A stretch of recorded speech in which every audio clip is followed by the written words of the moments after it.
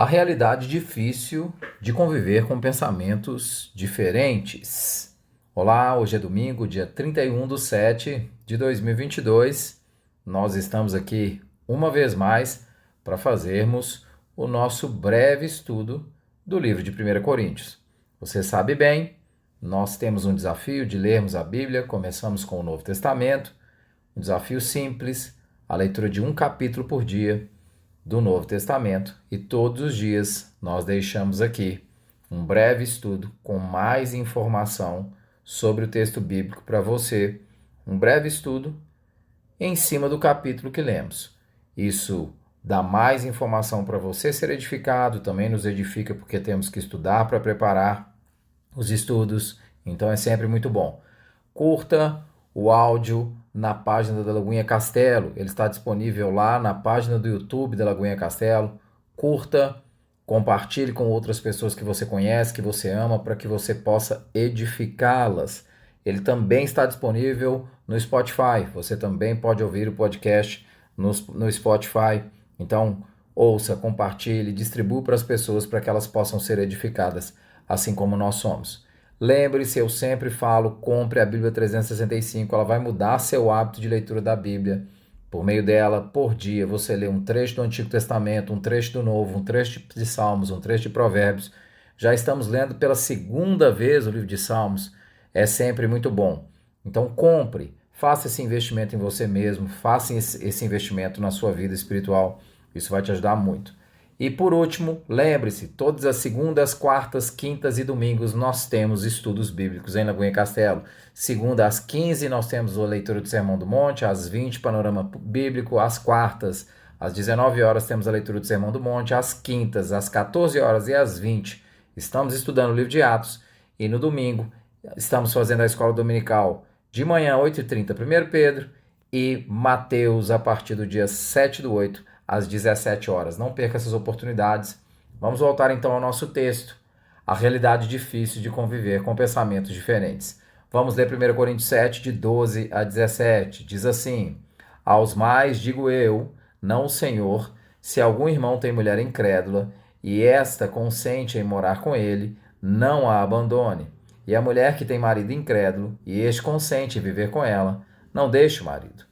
Porque o marido incrédulo é santificado no convívio da esposa, e a esposa incrédula é santificada no convívio do marido crente. De outra sorte, os vossos filhos seriam impuros, porém agora são santos.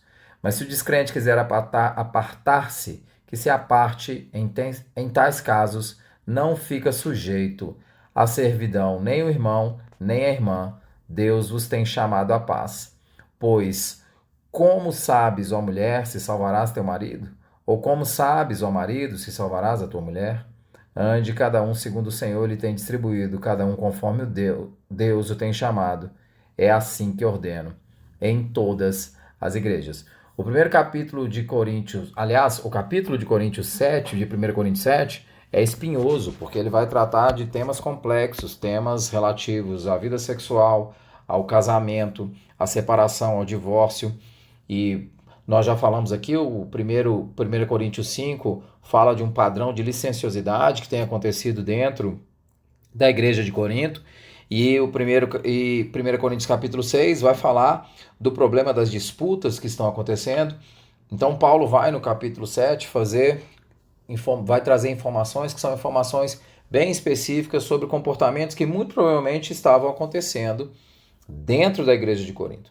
Você sabe, quando nós fizemos a abertura do livro, o primeiro estudo do livro, na segunda-feira, no dia 25 de julho, nós falamos sobre a estrutura da carta de Paulo aos Coríntios, e que muito provavelmente não foram apenas 2 cartas, pelo contrário, foram diversas cartas, idas e vindas de respostas a perguntas que os próprios irmãos da igreja de Corinto estavam fazendo.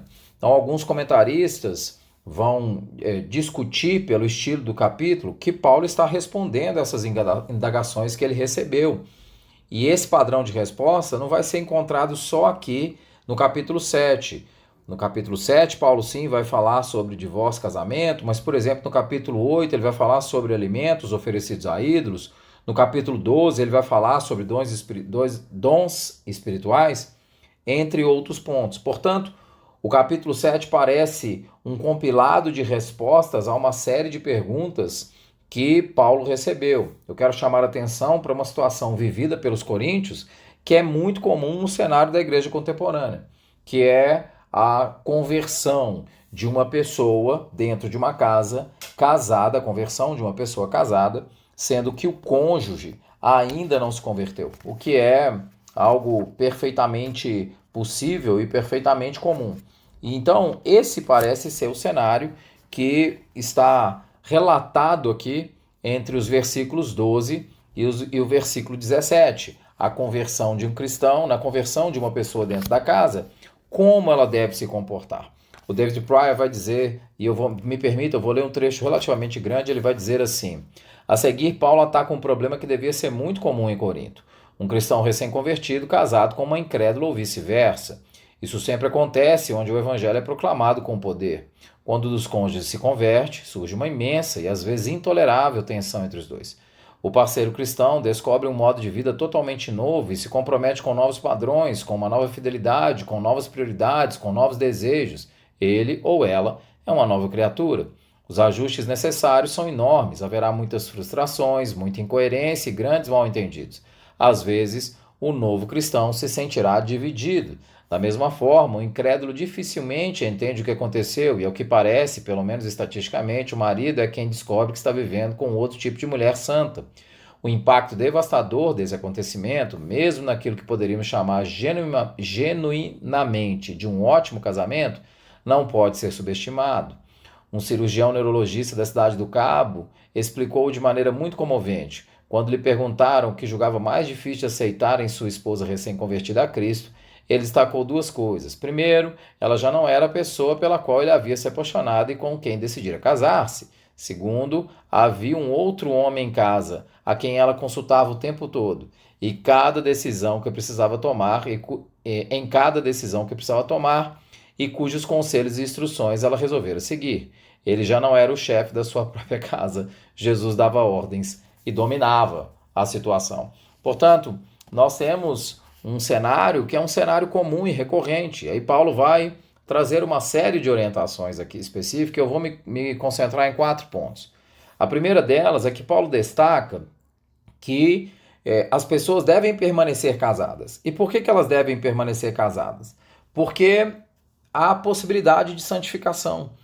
Como assim a possibilidade de santificação? Se nós verificarmos no versículo 14, ele diz assim: porque o marido incrédulo é santificado no convívio da esposa e a esposa incrédula é santificada no convívio do marido crente. O crente começa a levar o não convertido, mesmo que de forma não percebida, a ter um novo relacionamento com Deus. Isso pode ser visto pelas atitudes do novo convertido. Ele começa a orar, ele começa a buscar a Deus, ele começa a interceder a Deus, ele tem novos amigos, uma nova comunidade, ele convive com novas pessoas, ele tem uma nova forma de pensar. Isso, mesmo que indiretamente, pode provocar no não crente uma reflexão de como é o relacionamento dele com Deus, como é o relacionamento dele com aquilo que é eterno, com aquilo que é divino. Por isso que Paulo vai dizer dessa possibilidade do marido santificar a esposa ou a esposa santificar o marido. A situação dos filhos também é mencionada por Paulo no versículo 15. Mas se o descrente quiser, de outra sorte, no versículo 14 ainda, os vossos filhos seriam impuros, porém agora são santos. Os filhos também começam a experimentar a aliança que um dos cônjuges está experimentando com Deus. Não significa que os filhos são salvos pela salvação dos pais. Em nenhuma hipótese, não é isso. Nós sabemos bem que a Escritura diz que salvação é individual, mas que eles são pautados ou eles são criados em um novo ambiente em que a aliança cristã começa a fazer diferença. Então esse também é um ponto que Paulo destaca para que não haja dissolução do casamento. Ele ainda vai dizer da possibilidade de conversão. E ele vai dizer da seguinte forma, no versículo 16: pois como sabes, ó mulher, se salvarás teu marido? Ou como sabes, ó marido, se salvarás tua mulher? Isso não significa, por óbvio, que a mulher é quem salva o marido e que o marido é quem salva a mulher. Quem salva, nós sabemos bem, é Cristo Jesus, o sacrifício de Cristo Jesus na cruz do Calvário.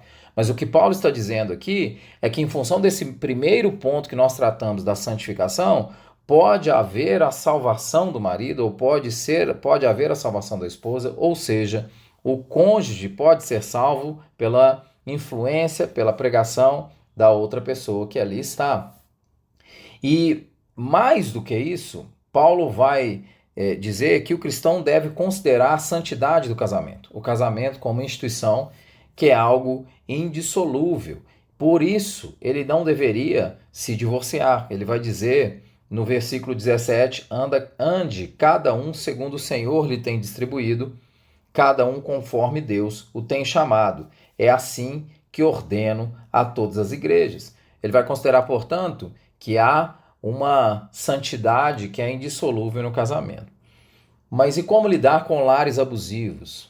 Se um dos cônjuges se converte e o outro cônjuge é abusivo, inclusive o fato da conversão significar que o abuso, a agressão comece a aumentar, seja a agressão verbal ou a agressão física, não importa. Neste caso, a separação deve ser, sim, realizada e deve ser suportada pela igreja e pela comunidade, que deve suportar o crente que está sendo abusado. Como assim? No versículo 10, Paulo vai dizer: ora, aos casados ordeno, não eu, mas o Senhor, que a mulher não se separe do marido. Se, porém, ela vier a separar-se, que não se case ou se reconcilie com seu marido. Se, porém, ela vier a separar-se. Há, portanto, aqui uma condição ou uma possibilidade de separação. E essa possibilidade de separação se justifica em situações como nós mencionamos aqui. Se a mulher se converte e o marido é não cristão, ou o contrário, e o lar é abusivo, há espaço sim para a separação, porque a pessoa não deve estar submetida a um lar abusivo, seja de abuso emocional, seja de abuso físico. Esse texto nos leva a uma reflexão que a gente pode extrapolar para além da vida dos casais. Nos meus tempos de escola dominical, me lembro de ensinar para as pessoas falando das relações às vezes difíceis com os pais, das relações difíceis com irmãos, porque não são cristãos e a pessoa convertida passa a não ser entendida. Esse é um dos momentos em que a fé daquele que se entregou a Cristo será testada. E é um daqueles momentos que a igreja precisa dar suporte, ajuda em oração, para que essa pessoa possa conseguir superar o grande desafio de estar em um ambiente em que ela agora crê de uma nova forma e que ela muitas vezes será pressionada por causa da sua crença. Que Deus nos abençoe, nos dê sabedoria nisso e possa nos ajudar a dar suporte às pessoas que vivem nessa situação.